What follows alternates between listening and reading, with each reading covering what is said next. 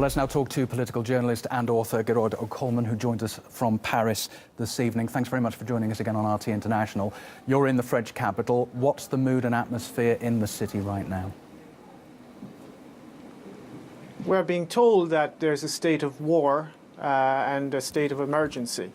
We've had this before. We had this in January, and for several weeks we had non-stop sirens and non-stop chatter on the radio about the threat from radical Islam and terrorist groups and so on.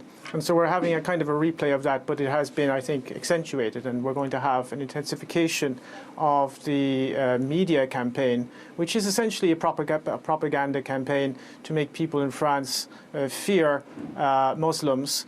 We need to be clear about the origin of the war on terror. The war on terror is, I quote, orchestrated from abroad. These are the words François Hollande used to describe this terrorist attack. Well, the attacks that have been continuing to destroy Syria, to massacre its population, have also been orchestrated from abroad. They were orchestrated by NATO, and they've been carrying these attacks out against the civilian population of Syria for 4 years now. And this is a terrorist campaign that is also orchestrated from abroad.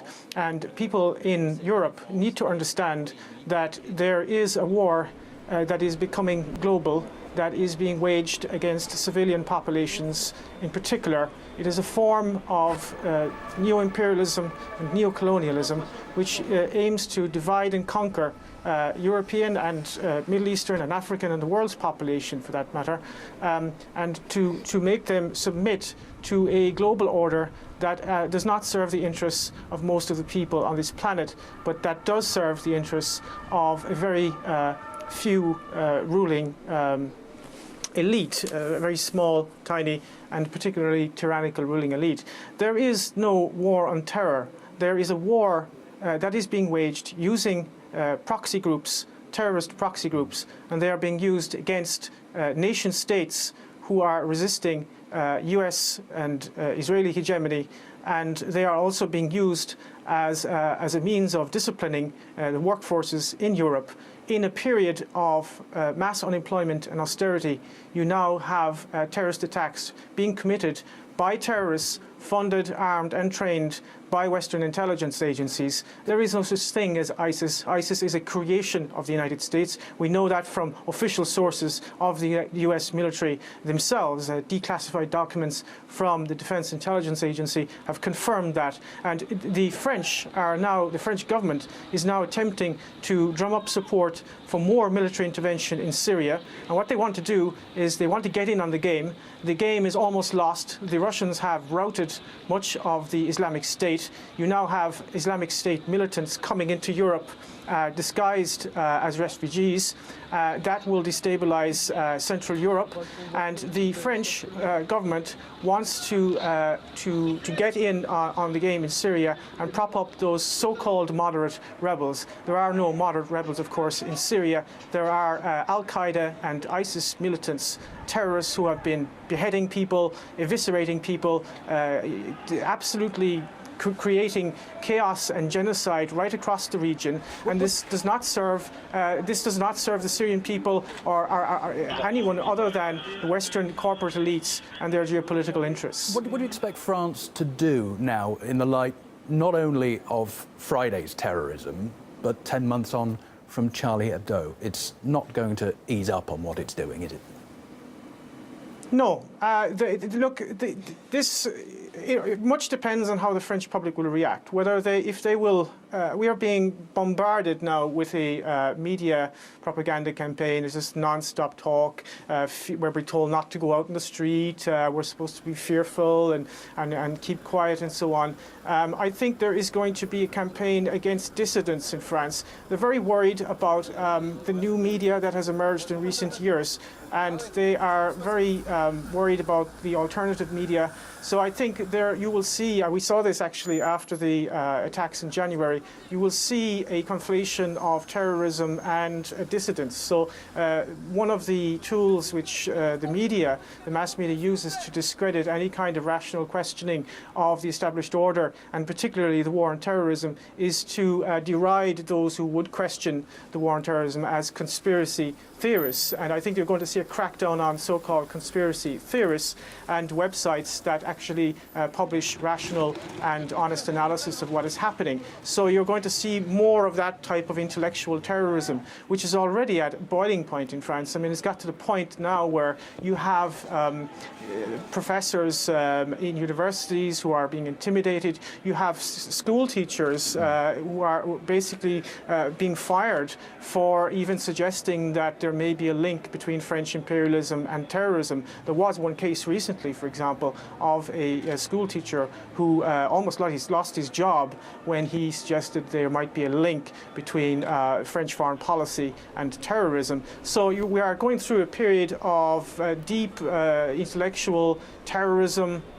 And of course, these random terrorist acts, which are a form of low-intensity civil war. I think that the current crisis, the refugee crisis, which is really a form of coercive engineered migration, because it could have easily have been prevented, this form of coercive engineered migration is going to make this a lot worse, and it is going to create the conditions of civil war. It is a natural consequence, of course, of globalization, of financial capitalism. This is essentially what it leads to. I mean, it leads to a breakdown of society.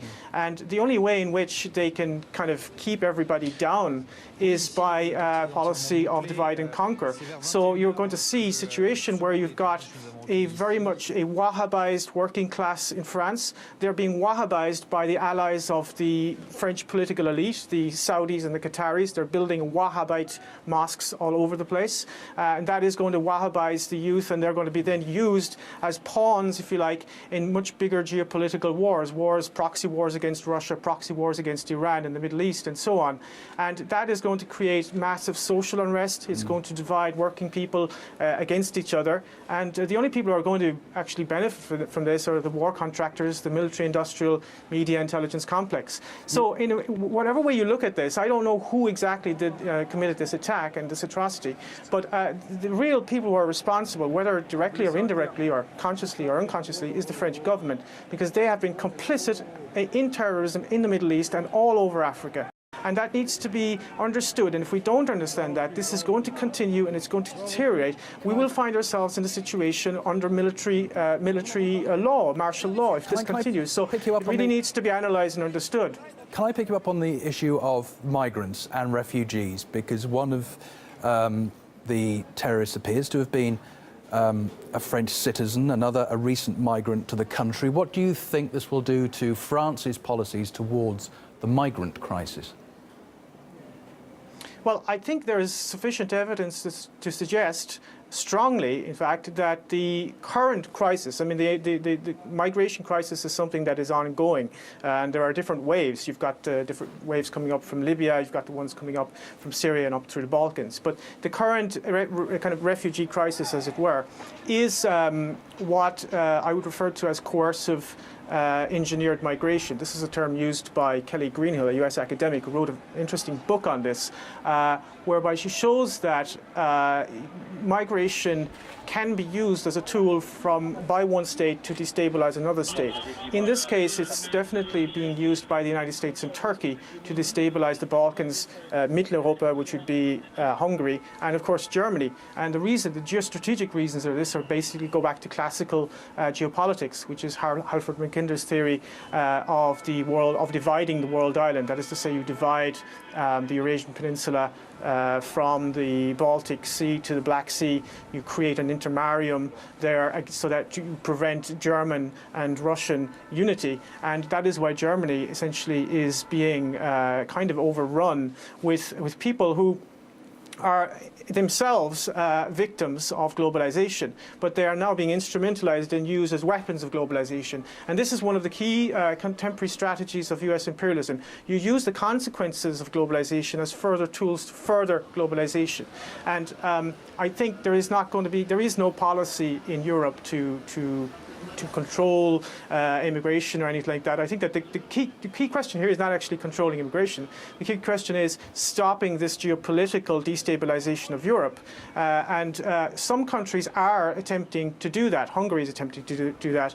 Bulgaria is attempting to a certain extent to do that. In other words, trying to find out who's an actual refugee and who isn't. They're prioritizing women and children, for example, in Hungary.